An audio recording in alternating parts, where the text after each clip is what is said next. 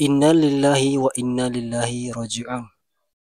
Hari Jumat kemarin kita akan mengenang momen yang tak terduga yang menimpa salah satu dai kondang kita, Ustadz Muhammad Yahya Waloni, yang diinformasikan meninggal dunia setelah menyampaikan khutbah Jumat pada tanggal 6 Juni tahun 2025 di Masjid Darul Falah, Minasa Upa, Makassar.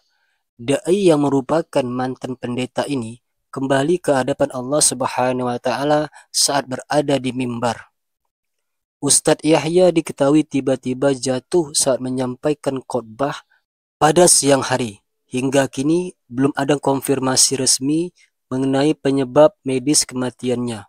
Namun indikasi awal menunjukkan kondisi krisis saat ia dibawa ke rumah sakit. Ustadz Yahya Waloni dikenal luas sebagai sosok penceramah yang kerap menjadi sorotan publik. Laki-laki yang lahir di Manado, Sulawesi Utara pada 30 November tahun 1970, itu dibesarkan dalam keluarga Kristen yang taat dan sempat menjadi pendeta serta akademisi. Perubahan besar dalam hidupnya terjadi pada Oktober 2026 saat Yahya Waloni dan istrinya memutuskan untuk memeluk Islam. Setelah menjadi Muslim, ia mengganti namanya menjadi Muhammad Yahya Waloni, sedangkan istrinya menjadi Mutmainah. Setelah menjadi Muslim, ia aktif berdakwah. Ia dikenal lewat ceramah-ceramahnya yang diunggah ke media sosial YouTube. Namun, gaya ceramahnya yang belak-belakan dan sering menyentuh isu-isu sensitif antara agama membuatnya menuai banyak kontroversi. Ustadz Yahya Waloni, dai yang pantang lelah, kini telah kembali kepada Rabb-Nya. Semoga Allah menerima khutbah beliau, mengampuni segala dosa, dan menempatkannya di surga tertinggi. Bagi kita yang ditinggalkan, semoga diambil hikmah. Hidup ini singkat, tetapi dakwah dan amal kebaikan abadi. Semoga husnul khotimah menghiasi hari akhir hayat kita semua. Amin ya rabbal alamin. Di video kali ini, saya akan membahas 4 tanda-tanda husnul khotimah berdasarkan hadis dan kisah nyata yang mengunggah hati. Simak sampai akhir, karena semoga dengan mengetahui tanda-tanda ini, kita bisa berusaha mencapainya, insya Allah. Yang pertama, meninggal saat mengucapkan kalimat tauhid. Mengucapkan la ilaha illallah saat ajal menjemput.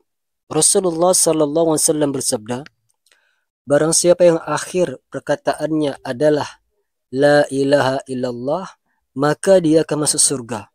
Hadis riwayat Abu Daud. Kalimat ini bukan sekedar ucapan, ini adalah kunci surga.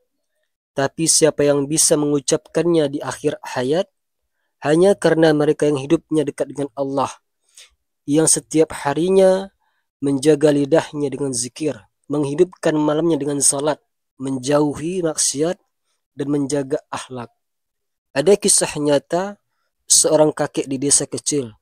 Setiap pagi ia datang ke masjid, tidak pernah lalai. Saat meninggal, ia pun tersenyum dan di bibirnya tergumam la ilaha illallah. Subhanallah, itulah husnul khotimah. Lalu yang kedua, meninggal saat sedang melaksanakan ibadah.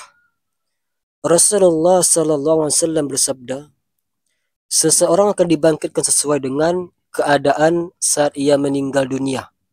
Hadis riwayat Muslim. Bayangkan, meninggal saat sedang sujud, sedang membaca Al-Quran, atau bahkan saat azan berkumandang, dan dia sedang mengambil wudhu, itulah kematian yang begitu indah. Ada seorang pemuda Mesir meninggal dunia saat membaca Al-Quran di masjid. Mushaf masih terbuka di tangannya, wajahnya tenang. Orang-orang di sekitarnya menangis-nangis, bukan karena sedih, tapi karena iri. Inilah kematian yang dirindukan oleh orang-orang yang beriman. Yang ketiga, meninggal dalam keadaan bertaubat. Tidak ada manusia yang luput dari dosa, tapi yang membedakan adalah apakah ia menutup hidupnya dengan taubat. Allah Maha menerima taubat. Sesungguhnya Allah menerima taubat hambanya selama nyawa belum sampai di tenggorokan. Hadis riwayat Tirmizi. Banyak kisah mereka yang kembali kepada Allah di akhir hidupnya. Seorang mantan preman yang mendekap di penjara. Lalu ia bertaubat, menangis tiap malam. Tidak lama selepas bebas, ia pun jatuh sakit dan wafat dengan bibir basah karena zikir. Orang-orang mungkin mengingat masa lalunya, tapi Allah mengingat masa akhir hidupnya. Itulah husnul khotimah, mengakhiri hidup dengan kembali kepada Allah. Yang keempat, wajahnya berseri, meninggal dengan senyum dan wangi. Tanda terakhiran sering menjadi ciri husnul khotimah adalah wajah yang bercahaya, senyum yang terakhir, dan aroma harum yang tidak biasa. Ini bukan cerita fiksi. Sudah banyak orang menyaksikan jenazah orang-orang saleh dengan wajah yang damai, senyum, dan bahkan semerbak wangi yang tidak berasal dari parfum ataupun bunga. Ini adalah petanda bahwa Allah meridhoinya. Sesungguhnya orang-orang yang berkata, Rabb kami Allah, kemudian mereka istiqomah, maka para malaikat akan turun kepada mereka ketika menjelang kematian. Al-Quran, Surat Fussilat ayat 30. Ini tanda-tanda husnul khotimah. Wudhu terakhir.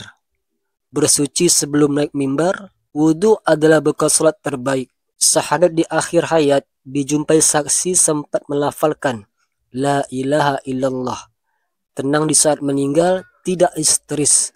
Mendandakan husnul khotimah. Mati dalam keadaan iman kuat. Sahabat beriman yang dimuliakan Allah Subhanahu wa Ta'ala, husnul khotimah bukan hanya kebetulan saja.